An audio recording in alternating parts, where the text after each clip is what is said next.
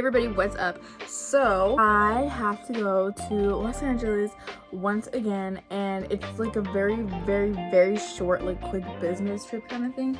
I'll only really be out there for like 3 days. So with that being said, it was a super like quick decision. So I looked at tickets and they were all so expensive. Like a one-way with Southwest was $130, and I found tickets through another airline, and a round trip was the same price. So I was kind of like, and I just did it because it's such a quick trip and I kind of need to get out there like ASAP. So I'm going to be flying with SPIRIT Airlines. Yes, I know there's like horror stories, and I've heard from a bunch of people, I've seen a bunch of videos, I've heard a lot about things, but didn't really have like another option.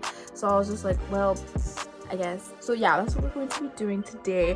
I did not buy a carry-on, and I didn't buy a checked-in bag either. It's literally only like 3 days, so I'm literally be taking like their personal item that they say you can bring. That's like the only free thing you can bring on there. You're getting like the bare minimum when you fly with them. So all I'm bringing is literally my backpack with my wallet, and that's like it. I'm gonna leave like in a bit, so I'm just gonna finish packing. This is the backpack that I'm gonna bring. It's literally a backpack. It's nothing more than just like a freaking backpack. Anyway, I have pretty much like my stuff in it, and yeah, this has to fit. And also quick, like, who else grew up having one of these? This wasn't mine. My parents got it for my little sister, but I know so many families that have this blanket, so let me know down in the comment section down below.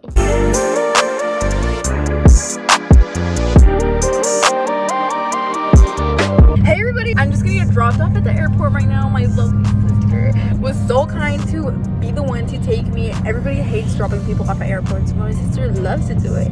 So I was just explaining to her how I've never flown with Spirit, and I was telling her like I had like a really bad experience with Delta Airlines as well. I'll tell that story later, but yeah, we're like 10 minutes away now, so I'll see you once we're at the airport. Guys, I've never seen the airport this freaking empty. Okay, so I don't have to check anything in. I'm just gonna go through like TSA now. To be honest, I don't even know where I'm going. Hopefully the right way. Yeah, it's so empty in here, but that's a really good thing because honestly, we shouldn't even be traveling, aka me. But like I said, a business trip. Guys, it's never been this empty. Okay everybody, so that TSA was so quick. Like never have I ever experienced another pastime that quick. Anyway, so I'm already here sitting down. I didn't eat anything, and I didn't bring anything to eat or drink because you have to take off your mask to do that, and I'm not about to do that right now, so I'm kind of just not gonna eat till I get to LA. 1 hour later. The audio was so off of here, it cut off, but I was just saying that if you don't like people in your personal space, then don't fly right now. 3 days later. So I'm back from the trip. I just wanted to go over a couple of things. So first, kind of like what my experience was like. I showed you guys a little bit about what the experience was like at the airport. It was pretty empty, but I can't say that for like every single day you're gonna travel. I think my biggest advice would be maybe to go like earlier than you would usually go. My flight didn't leave until like 6:30, and I got there at like 4. The only reason why I wanted to get there earlier was because everything that you would normally do at an airport is going to take twice as longer, just for the fact that people need to be social distancing. There just needs to be space between every other person, so the process is going to take a lot longer. Luckily for me, when I was leaving to LA, there was nobody at the Oakland airport, so it was very quick, but it's better to be somewhere early rather than late. So yeah, I guess I'll just go over like from beginning to end. So when I got to Oakland airport, it was pretty empty, as I had mentioned before. And what they make you do when you show them your ID, you do have to take off your mask. They allow you to bring hand sanitizer. There's like a specific amount that they let you bring now, obviously, because like when you pass through TSA, they're kind of like a bit strict on what kind of liquids you can bring, but because of the whole pandemic, they are allowing you to bring a certain size hand sanitizer. So with that being said, I passed through, there was literally nobody there. And after that, I just went out and I sat down where the gate of the flight was at, and I just waited there, and that was kind of just it. We boarded, we left on time from Oakland, and it was all fine and dandy. You don't really get much space, like I had mentioned before. Flying with Spirit Airlines is the bare minimum, so you really only get your enough amount of space to put like a bag, and honestly that bag really can't be that big. to put under your seat or under the seat in front of you. Snack tray or whatever the heck that thing is that folds out is not big at all, so it's kind of like hard if you were to bring a laptop.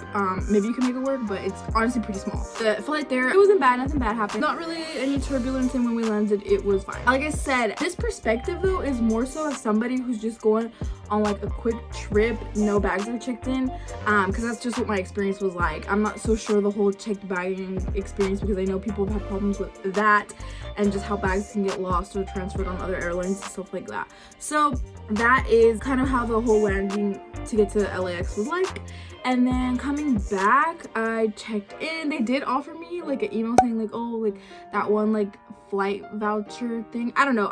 People have talked about it on YouTube though, where they do offer you some kind of like ticket compensation for you to fly at a different time, but I've heard people say not to take it and to just go on your original flight. So that's what I ended up doing. I got to the airport, and this time around it was a Monday, so TSA was a bit more full, but it was still like quick. After the whole TSA check was over, I just zoomed out of there and went to my gate, and I was just pretty much sitting there for maybe 30 minutes and then started boarding, and then I got on and that was kind of it. Got to Oakland and that was that. It was a pretty simple flight. It was nothing different from what I fly other times, but it's like I mentioned before, it's the bare minimum. Like that's it. How big like your personal item can be that they'll actually allow you to take on the flight onto the Spirit airline. The dimensions I'm gonna have somewhere right here. As long as you have those dimensions and they don't go any bigger than that, then you're gonna be fine.